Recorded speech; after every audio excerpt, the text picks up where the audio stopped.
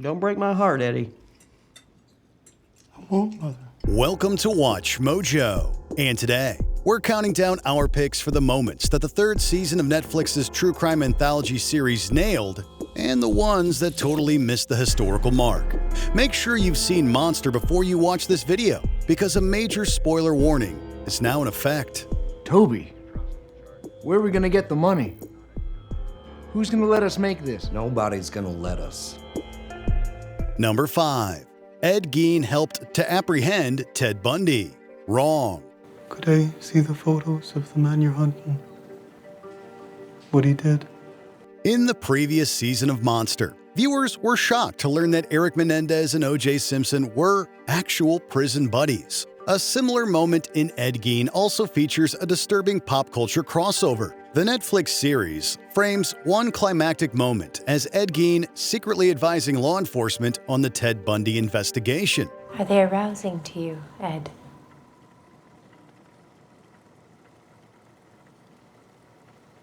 No. Might have been when I was younger. Unfortunately for true crime aficionados, that is entirely fictional. In reality, Gein died in 1984, long before the full scope of Bundy's serial murders was understood or resolved. Bundy was arrested in 1978, tried in the early 1980s, and executed in 1989. No credible source ties Gein to any Bundy case assistance. He's a loner, this man. When you're alone too much, your thoughts can make you want to do things. I spent too much time alone in that house after Mother died. Number 5. Ed Gein was a grave robber. Right. Mother?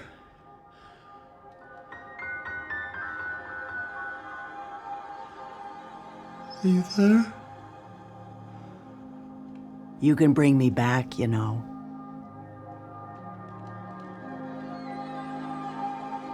Tell me how. This is the backbone of Gein's criminal record, and Netflix's portrayal largely respects the historical record. After his 1957 arrest, Gein confessed to exhuming the corpses of women who had resembled his deceased mother, then using skeletal parts, skulls, skin, and organs to fashion household objects and garments. Your dead shall live, their bodies shall arise. You who dwell in the dust, awake and sing for joy. Investigators corroborated parts of this confession by opening graves and discovering exhumed bodies matching his descriptions. Many of the items, a chillingly banal mix of lampshades, bowls, masks, furniture, were recovered. That core narrative is far from a TV invention of showrunner Ian Brennan's imagination. It is the bedrock of how Gein entered the public imagination. I hope the setup's still there. Eddie, is this a graveyard? Sure is. Go on, you're gonna like it. Number 4. Ed Gein was in a relationship with Bernice Worden. Wrong. You're always such a bright light walking in here. You're the only person who's ever kind to me. That's not true. It is. It is. And true kindness always makes me cry.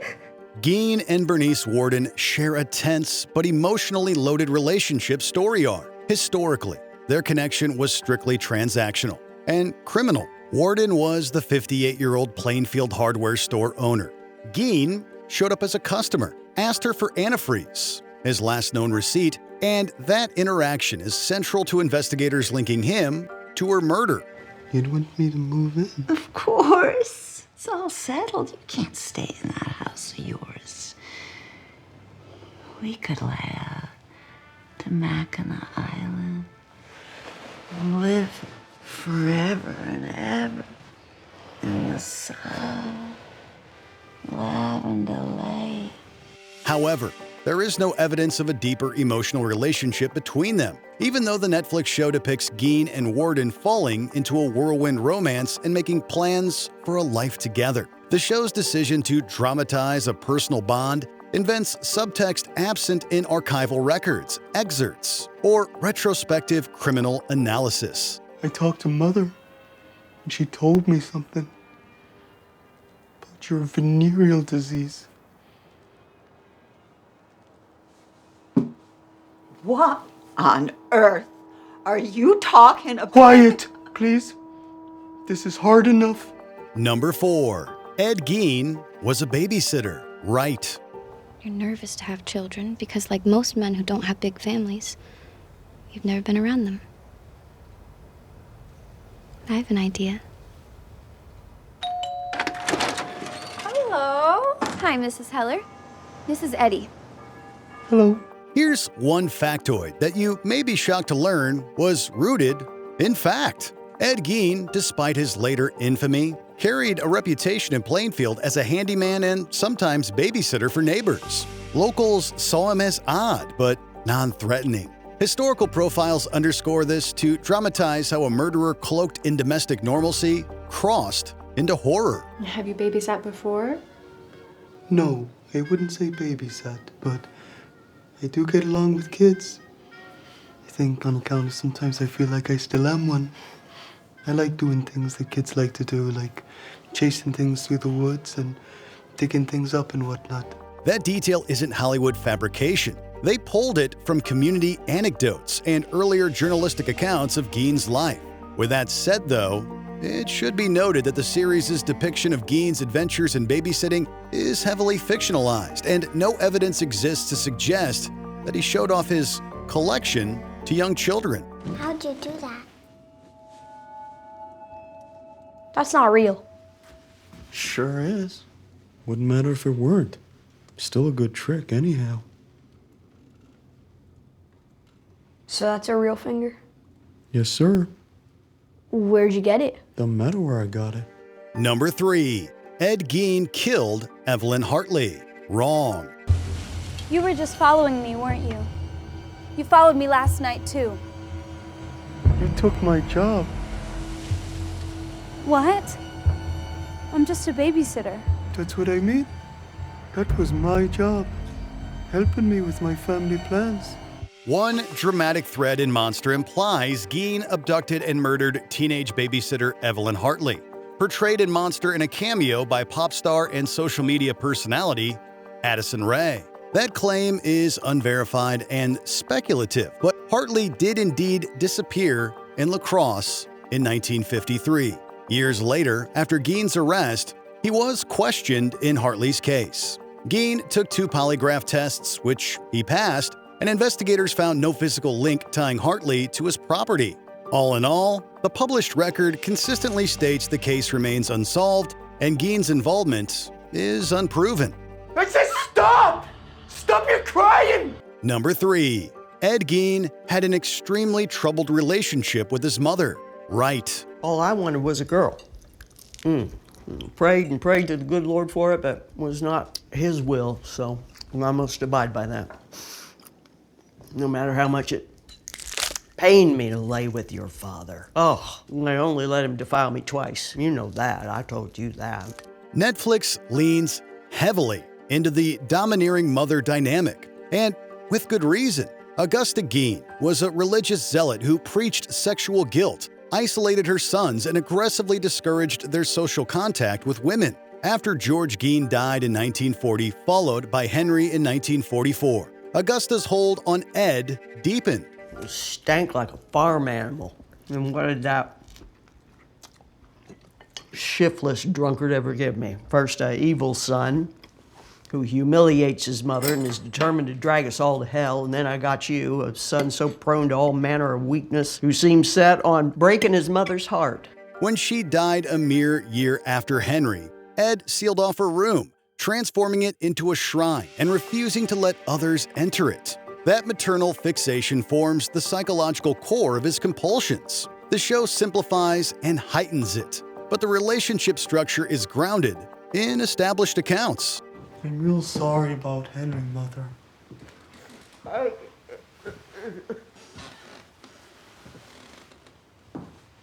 know I ain't always impressed you. You loved Henry more. He wasn't a good son to you. Number 2. Ed Gein killed his brother Henry. Wrong. Where you been? Oh, Mother's gonna whip you when she sees you. Oh, no. Edward. Only one lets my whip him's you. Yeah, okay. Yeah. Stop it. The season hints at Cain and Abel-style fratricide, that Ed intentionally killed Henry Gein before starting a fire to cover up his involvement. In truth, the circumstances of Henry's 1944 death remain ambiguous, and the incident was officially ruled accidental. According to historical accounts, Ed and Henry were burning brush when a fire got out of control. Afterward, Henry's body was found in the marsh. On Monster, Ed bludgeons Henry to death after the latter expresses a desire to be free of their mother's iron grip. I'm in love with Jenny. Oh, I'm gonna marry her. you can't? Mother says you can't do that. Jenny's twice divorced. I don't give a fuck about that, Ed. Some sources mention possible bruising or a head injury, and some retrospective authors suggest suspicion. But no forensic evidence, investigation, or conviction supports homicidal intent or action. The show turns ambiguity into certainty for dramatic effect. We'll clear that brush tomorrow. Huh? Set some fires before the weather gets worse. You're right about Mother. Yeah, she's a good woman. I'll make it right with her.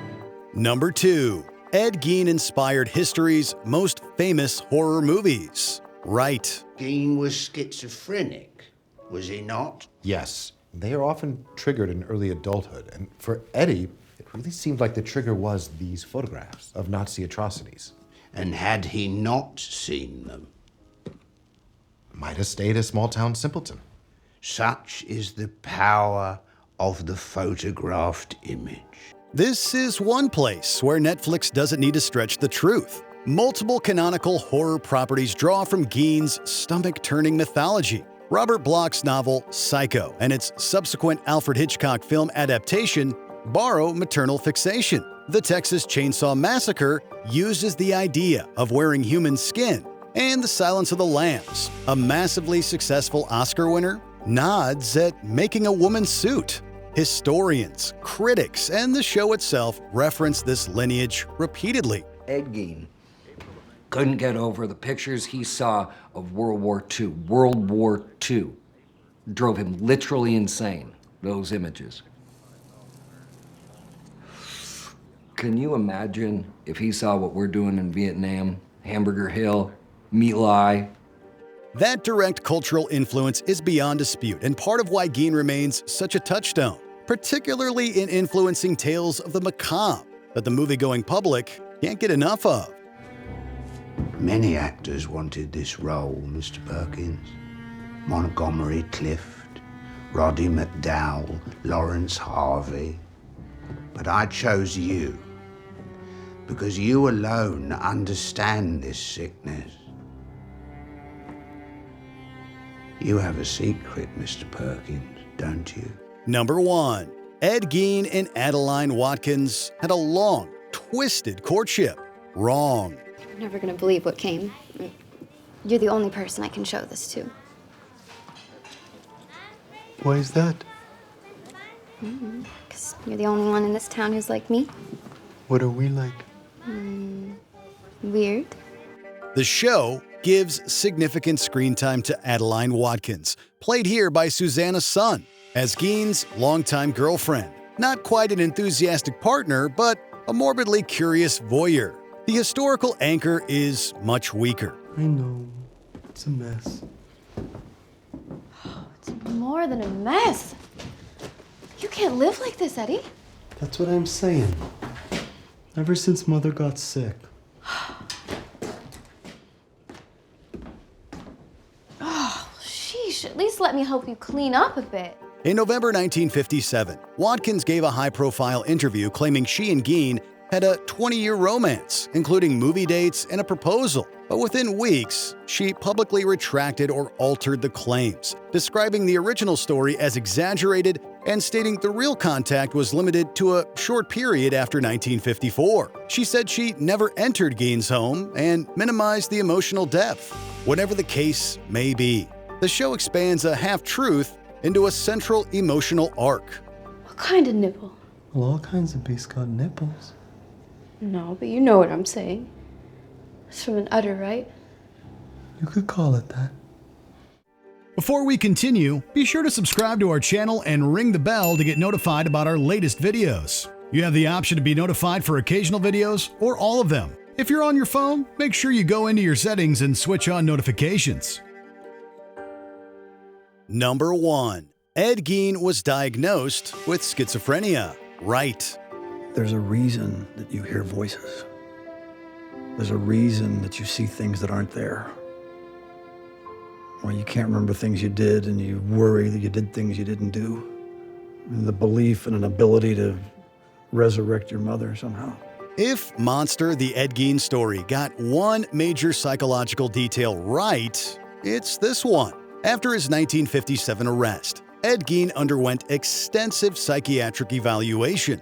Doctors described him as having a warped but childlike psyche, showing little understanding of the horror of his crimes. He was deemed unfit to stand trial and committed to Wisconsin's Central State Hospital for the criminally insane. I can't stay here. Ed, we've talked about this many times. I know. The judge said I was crazy, so I gotta be in a hospital. But he also says I can't stand trial, which means I can't be guilty. What am I doing in a place like this? While some modern observers debate whether Gein displayed psychosis or extreme personality disorder, contemporary court documents and expert testimony consistently list schizophrenia as the primary diagnosis. Yes, the show undoubtedly takes liberties with the content and intensity of his visions, but it gets the broad strokes correct. Ed Gein lived in a world detached from reason, ruled by his mother's memory and his own fractured mind. These all point to a diagnosis, Ed. What is it? You have a schizoid disorder. You're schizophrenic. All right. It's a brain illness. Which part of Monster, the Ed Gein story, chilled you to the bone? Is there anything we missed? Be sure to let us know in the comments below.